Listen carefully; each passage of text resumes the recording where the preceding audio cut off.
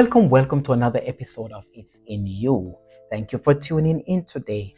Your host is Jermaine Haynes, and I will be telling you a little about the One World Trade Center in the city of New York, a city that never sleeps. The One World Trade Center, known as Freedom Tower skyscraper in New York, that is the centerpiece of reconstruction at Ground Zero. The site is a former World Trade Center complex. The building officially opened its door in 2014, marking the culmination of a long and painful chapter in the history of New York City and Lower Manhattan following the terrorist attack of September 11, 2001. It is the tallest building in the United States. Workers spent nearly a year removing debris and recovering bodies from the ruins at the World Trade Center complex site, and an intense national discussion ensued on how best to rebuild it. An international design competition was launched in 2002, and the following year, the master plan Daniel Libeskind was announced as the winner. Libeskind plans combined a glass tower designed to be the tallest in the world, with open memorial gardens that represent the footprints of the two fallen towers. His plan was largely left intact, but commercial and safety concerns ultimately overrode the building design.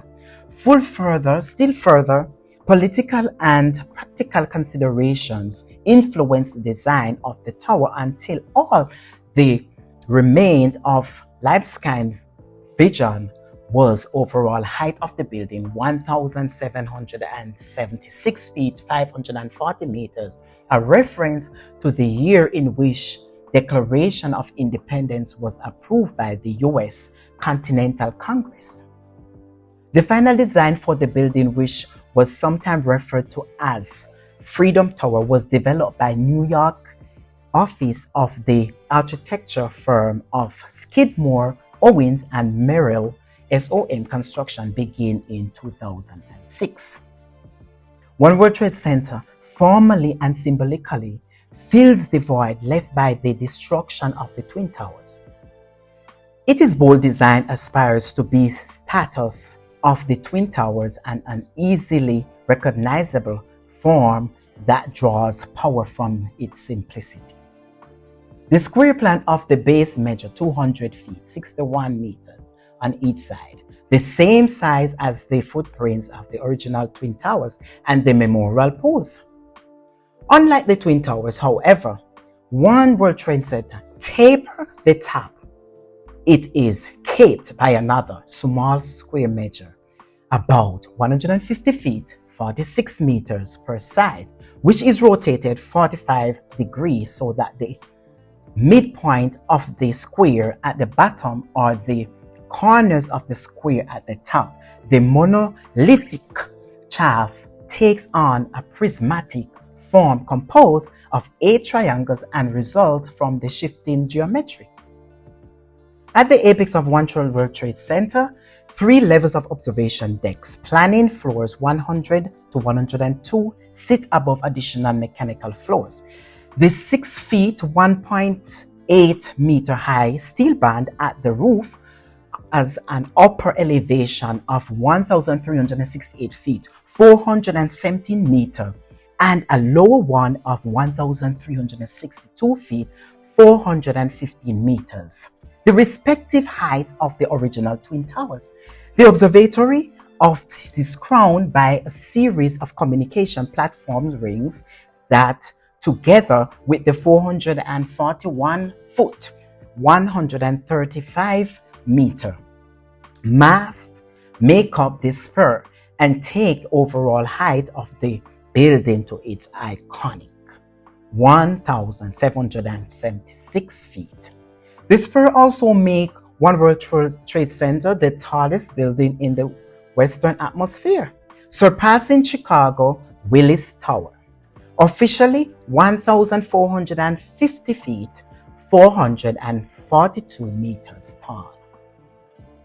The architecture of SOM, led by chief designer David Charles, intended to make the facade of seamless and uniform as possible to create an image of the building that was inspirational rather than defensive. The curtain wall further 5 feet, 1.5 meter wide insulated glass panels that span full floor to floor height with no intermediate mullions, maximizing the visual expanse of area and across and access daylight for occupants within the tower. For the most part, the shimmering glass facade with a Kalia Dokapo kit display the refracted light as sun cloud moves through the sky, conceals the extremely robust structure and high strength concrete core that is at its minimum 2 feet 0.6 meter thick. At ground level, however, embedded tourist deterrent are more visible. To safeguard the building against the threat of vehicle-delivered explosive, a requirement of New York City Police Department specific to One World Trade Center. The lower portion of the fortified base featured 28-inch, 71 centimeter thick concrete walls and sheltered the area of the 60-foot, 18.3 meter high lobby. The 186-foot, 56.7 meter tall walls of the cubic base are covered in more than 4,000 vertical glass fins, each measuring 13 feet 4 inches, 4.1 meters by 2 feet 0.6 meters. Mechanical floors above the lobby have fins positions open to accommodate ventilation. The new structure also has enhancement to ensure that it maintains its form if an attack similar to the one in 2001 ever take place. Systems were provided to deal with progressive collapse. For example, if any 2 columns of the floor within the building were removed, there would be only a minimum amount of deflection of the floor for the opening. The structural system at the perimeter is steel moment frame to allow load shedded or the transfer of loads to other locations on the theoretical level. The moment frame creates a rope out of all perimeter beams so that in the event that the element that is supporting the rope fails, for example, if the 2 columns collapse, that rope exerts tension and pull forces back to the core to provide optimum egress and firefighting capacity. The building features extra wide pressurized stairs, multiple backup system for emergency lighting, and concrete protection for all sparklers and emergency risers, in addition to interconnected redundant exits, extra stairs exits, locations at all adjacent streets, and direct exits to the street from the tower stairs.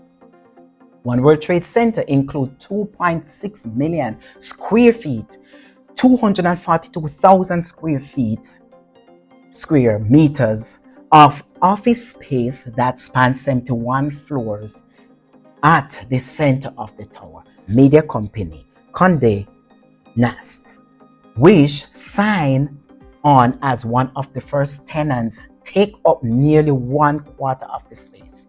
Office suites, conference, event spaces, and restaurants occupy several other floors. Beneath the building, there is a third area mechanical equipment as well as below grade concourses that include retail spaces and which connect on intensive rail network.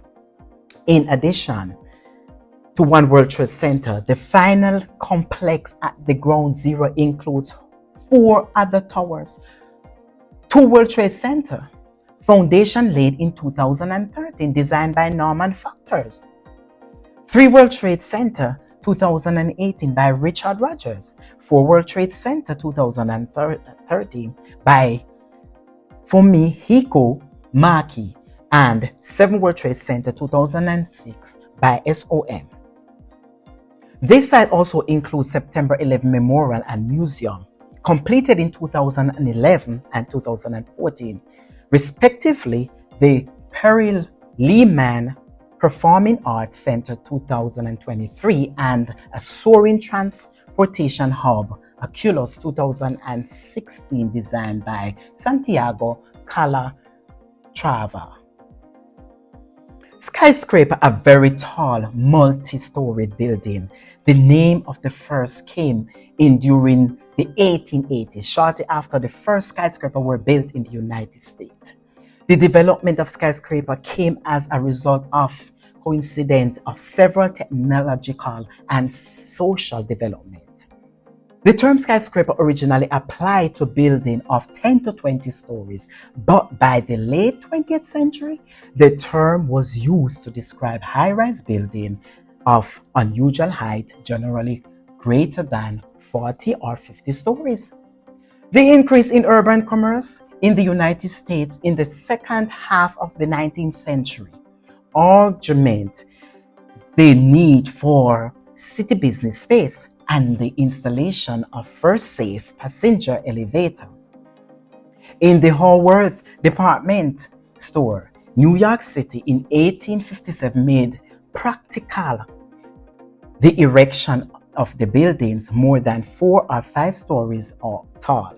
Although the earliest skyscrapers rested on extremely thick masonry wall at the ground level, architects soon turned to the use of cast iron and wrought iron framework to support the weight of the upper floors, allowing more floor space on the lower stories. James Bogardos built the cast iron building 1848, New York City, with the rigid frame of iron providing the main support for super upper floor and roof load. It was, however, the refinement of the Risimer process, first used in the United States in 1860s, that allowed the major advance of skyscraper constructions. As steel is stronger and lighter in the weight than iron, the use of the steel frame made possible the construction of truly tall buildings. William Lee Baron Jennings, 10-story home insurance company building, 1884 to 85, in Chicago, was the first to use the steel girder construction. Jennings skyscraper also the first employed this curtain wall and outer covering of the masonry or other materials that bears only its own weight and is affixed to and supported by the steel skeleton. Structurally, skyscrapers consist of a structure of piers beneath the ground, a superstructure of columns and girders above the ground, and curtain wall hung on the girders. As the population density of urban areas has increased, so has the need for buildings that rise rather than spread. The skyscrapers, which was originally a form of commercial architecture, has increasingly been used for residential purpose as well. The design and decoration of skyscrapers has passed through several stages. Jenny and his portage, Louis Suluvian, styled further buildings to accentuate vertically, with delineated columns rising from the base to cornice. There was, however, some retention of and regression to earlier style as well as part of the neoclassical revival. For instance, skyscrapers such as those designed by the firm of Makim, Mead and White were modeled after classical Greek columns. The Metropolitan Life Insurance Building in New York, 1909, was modeled by Neapolitan Lee Byrne after the Campanile of St. Mark's. In Venice, and the Woolworth Building, 1913, by Case Gilbert, is a prime example of the neo-Gothic decoration. Even the Art Deco carving on such towers as the Chrysler Building 1930, the Empire State Building 1931, and the RCA Building 1931 in New York City, which were then considered as modern, as the new technology are now viewed as more related to old ornate decorations than the truly modern lines. The international style, with its total simplicity, seemed ideally suited skyscraper design, and during the decades following the World War II, it dominated the field, notable early example being Surgeon Buildings 1958 in New York City and the Lakeshore Drive Apartments 1951 in Chicago. Thank you for watching. See you in the next video.